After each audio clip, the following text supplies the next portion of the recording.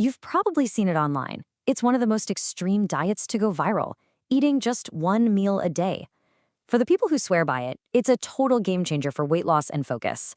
But for critics, it's a seriously risky path. So what's the real story with the OMAD diet?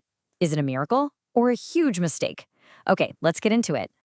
The whole idea behind modern fasting is captured perfectly in this one sentence. It's not about starving yourself all the time. It's about giving your body a longer break by packing your meals into a smaller window of time. And that is where things get extreme. This is the core question we're looking at today. We're not just talking about skipping a meal here.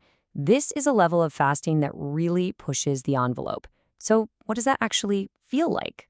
So let's start with the basics. We need a really clear definition, because this isn't your average intermittent fasting plan.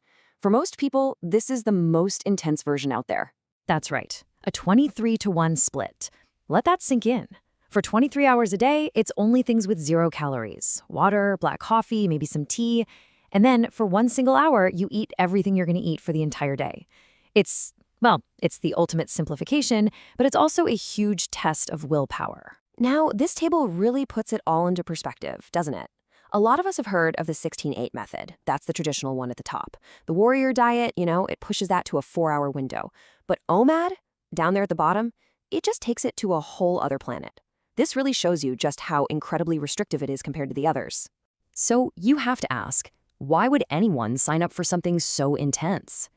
Well, the personal stories you find online are, wow, they're incredibly powerful. Let's take a look at what's really pulling people in. I mean, just look at this quote from a user on Reddit. It hits on the 2 biggest promises of OMAD. First, obviously, the weight loss, 35 pounds is amazing, but it's that second part that really gets you. It no longer seems impossible. It's about hope, about feeling in control. And then you get that bonus of more focus and mental clarity. And this isn't just happening in one little corner of the internet. This comment from a TikTok user shows how global this trend is. 30 kilos, that's over 66 pounds. These are the kinds of jaw-dropping results that make you stop scrolling and wonder what's going on. And this one just nails it. It's not just about losing weight. It's about what you feel like you're gaining. You know that post-meal fog, that food coma? This person is saying it's the complete opposite of that. A feeling of being so sharp and focused that it's almost startling. So when you put it all together, you can see the appeal. It's just undeniable, right? We're talking rapid weight loss, laser focus, and a feeling of having more energy than ever.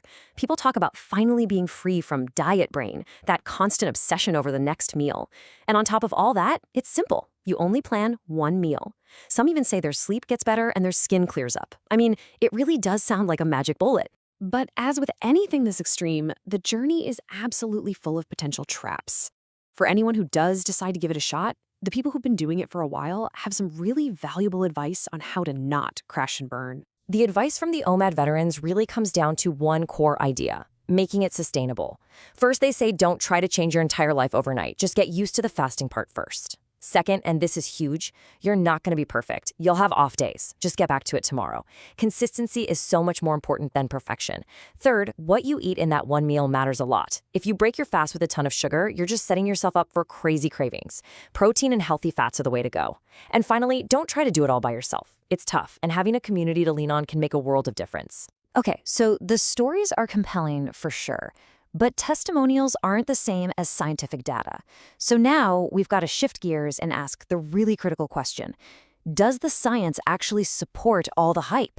Or does it tell a totally different story? Exactly. This is the million-dollar question, isn't it?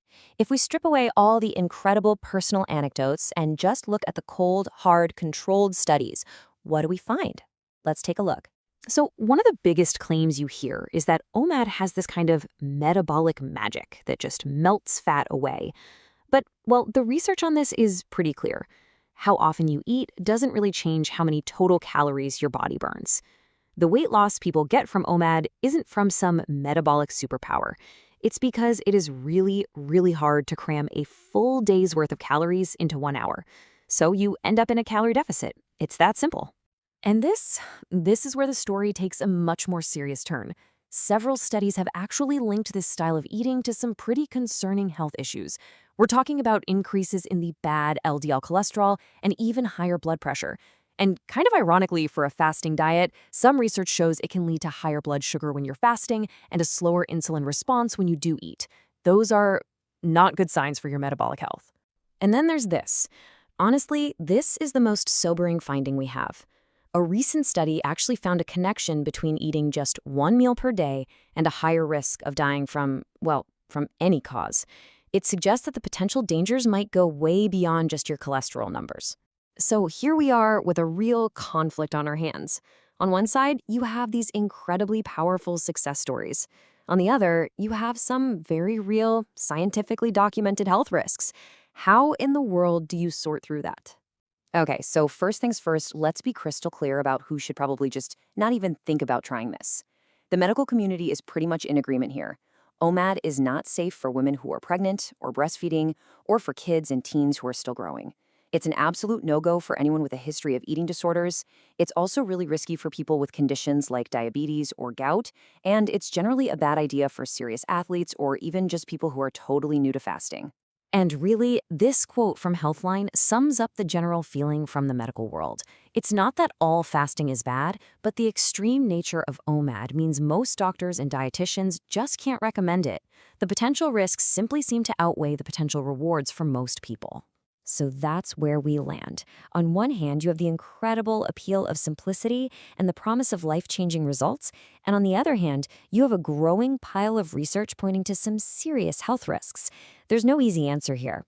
It really comes down to a personal calculation. And the final question you have to ask yourself is this: for what you want to achieve, is the gamble worth it?